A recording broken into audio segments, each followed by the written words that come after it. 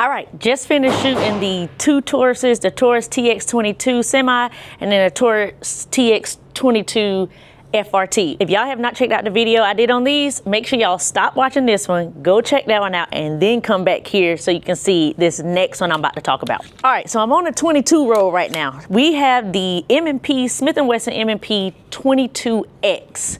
That's what that baby's looking like. Now, what I do appreciate out the gate is how it feels. It feels very, very slim. Look how slim that grip is. Texturing is great. I've not always liked Smith & Wesson's texturing on their handguns, but this one it's not that aggressive. It feels pretty good. Magazine release is nice. It is ambidextrous in the safety. It does come optics ready. That's great. And it does come with your Picatinny style rail guard at the bottom for your light or laser. And then let's check out this trigger. So there's the typical M&P trigger travel. Ooh, that sounds plasticky. And then there's a reset trigger. Okay, it does sound very toyish. So hopefully it don't shoot like a toy BB gun or anything. It does come with a, I believe I haven't loaded this magazine yet, but I believe it might be 20 rounds. So we're gonna load up and take the first shots. Again, right out the gate, it feels great. It does have some rear serrations, no front serrations, and it is very, very slippery. So if you're trying to rack it from the front, it is a little slick, so I just rather just rack it from the back. I think these are, it's got a blacked out U in the back and then a green fiber up top. So far, it looks good. So far, I like the way, if you could take a look at it real quick before we start shooting. Looks good. Feels great. Obviously, it's a 22, so it's not gonna have much recoil.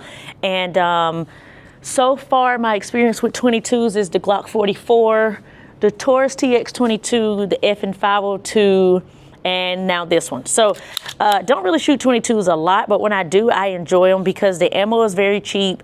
It's affordable. The recoil is minimum. You don't have to worry about a bunch of recoil in your shoulder or your hands or anything like that. So I just think 22s are beneficial for training, for introductory to people who are not used to firearms but want to get into firearms. I think 22 is a good start. However, I don't think you should just stay with the 22 platform. Should move on up as you see fit or as you get comfortable. So let's get the first rounds through this one. All right, we got it loaded. Now it was a little bit difficult. There's these not speed, but load assist little things on the bottom that help you load it. It seemed pretty hard for me. And even getting that last round in there, that was a little as Bluey says, difficult. So let's shoot the first shots.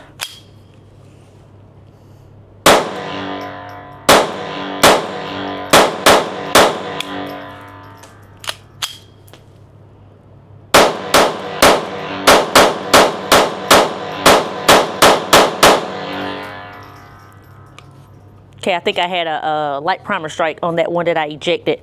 That trigger feels good.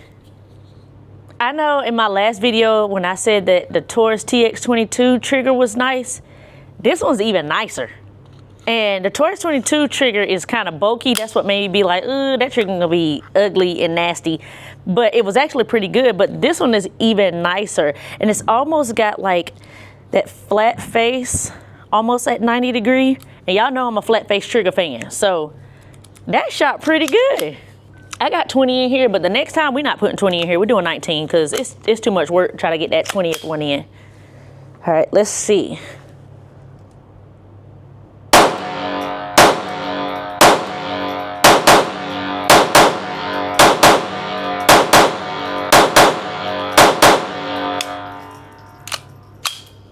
Another light primer strike. And a lock back. Okay, I'm being more cognizant about making sure I'm not riding the slide lock. That way that the slide can lock back when I'm done shooting. But that was great. So far, I should look at the round when that happens, but 2 light primer strikes. I absolutely think it's the ammo because the ammo that I'm shooting, it's not all that great. I bring it out here because of things like that. I want to work through the malfunctions, and I just want to see what happens and see if, you know, something like the Smith & Wesson or the Taurus or anything will run the ammo. And so far, the Smith & Wesson didn't want to run it twice, but it's not to say that the gun is not good. The gun is great. I like it.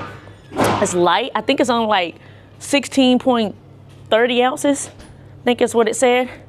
And it looks great. You know, if you're a gun shooter, first and foremost, the gun should look good. Nah, you should be comfortable with the gun. Like, and I'm very comfortable with this. Again, the grip feels amazing. Texturing of the magazine release. And I like that it's extended out just a little bit for you to get that magazine right out of there, and the magazine drops. Super nice. So let's load up again. All right, if y'all can see my paper target down there, I used this on my last video, so don't worry about it. I know y'all see a lot of bullet holes down there, but that's thanks to the FRT. All right, let's go again. Let's see if we can go through this magazine without any issues.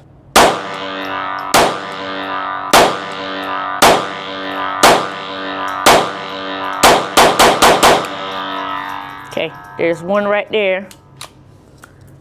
And I'm gonna take a look at that in a minute to see if it was a light primer strike. Oh, another one.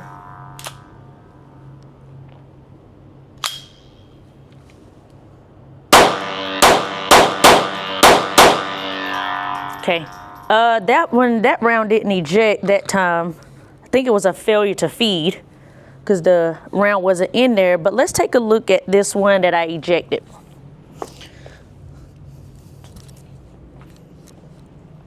Okay, so that's what that round is looking like. I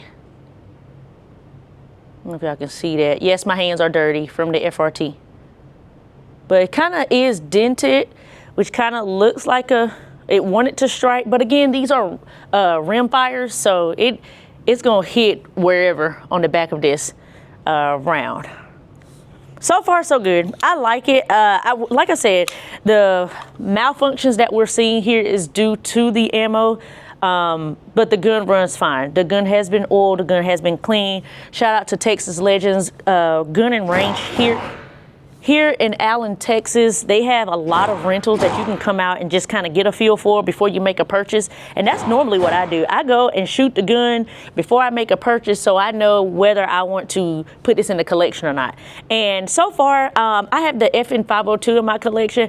I'm not really a big 22 fan, but I did want to experience with other 22 handguns, and so this was another one that I'm experiencing with. So let's get a couple more mags in here, and then I'll share my final thoughts. Another mag. Let's see if we can go with no issues here. Ah! Pop me on the arm.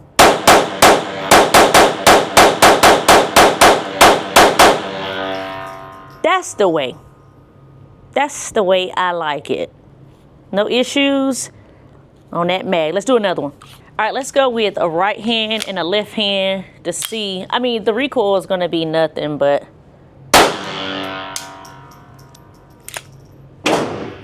failure to feed.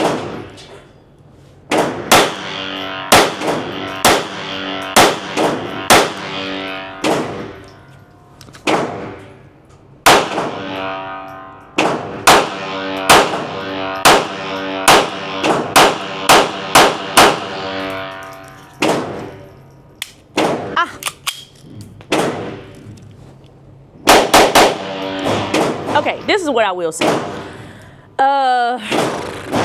It's a good gun to shoot. However, with the many malfunctions that I'm having, like I said, it could be ammo related. However, I'm running the same ammo that I ran in the Taurus in the previous video, and the Taurus ate it all up. So I would say I'm gonna give it to the Taurus anyway. I do like the way this one feels over the Taurus, and I actually like the way this one looks over the Taurus. However, being able to run any type of ammo, it kind of wins me over, because no matter what ammo I have, if the gun can run it, I'm okay with that. And that's kind of like a plus to me. That's a pro to me. And with this not being able to run that, obviously, this is a rental, so it probably needs some cleaning and all that good stuff. But even still, like, that Taurus ran through all that ammo, and I've had, what, 6, 7, 8, maybe malfunctions so far with this one. So we're still gonna give it to, or say that it's the ammo. It's ammo related, not gun related, but I still like the gun. Shoots good, looks good, feels good, has a nice trigger. Recoil is not even there. And as far as an option, it could be maybe if I tried like some CCI Blazer. Actually, I got some Remington. Let me see if this Remington is going to cycle through it without any issues. All right, I only put 18 rounds in here now. Let's see if this cycles without any issues. This is Remington 22 Golden Bullet, and the grain is 36. It's 36 grain. I already cycled one. All right, let's see.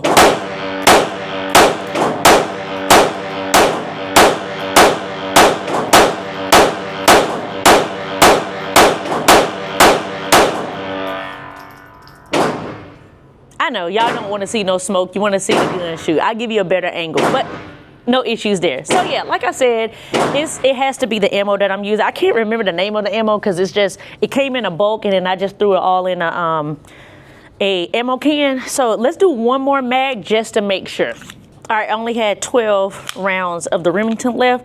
Okay, let's see if it goes through these 12 rounds.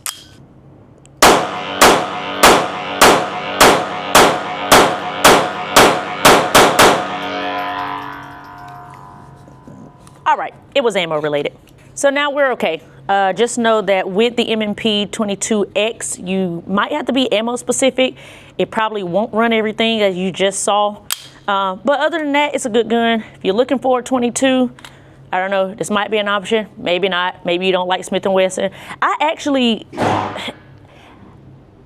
I'm not gonna say I don't like Smith Wesson handguns, but the handguns that I have shot, I really don't like the grip texturing. And I don't know, I mean, it comes this way. Their handguns come this way. So maybe I could put tape on it or something like that to like kind of mitigate that part of it. I do like the triggers on them, but y'all know me, once the gun does not feel comfortable or I have some type of gripe with this part, which is the main part of the gun, you have to hold the gun. If the holding of the gun is not comfortable for me, I literally just be like, no, never mind, no thank you. So, and I do understand there's ways to like correct that or fix that, but at the end of the day, I don't want to do that. I don't want to put tape on it. I don't want to put or change out the grip texturing or do another stiff line. I don't want to do that. I want to put it in my hand and make little to no modifications to the gun, and it feels great. So enough about that. Make sure y'all check out my other video on the Taurus, especially with that FRT in there. That was a blast to shoot. And make sure y'all subscribe to the channel. We trying to get to 50,000 subscribers by the end of March. We are not even at the end of February. So if we get there before the end of February, yes.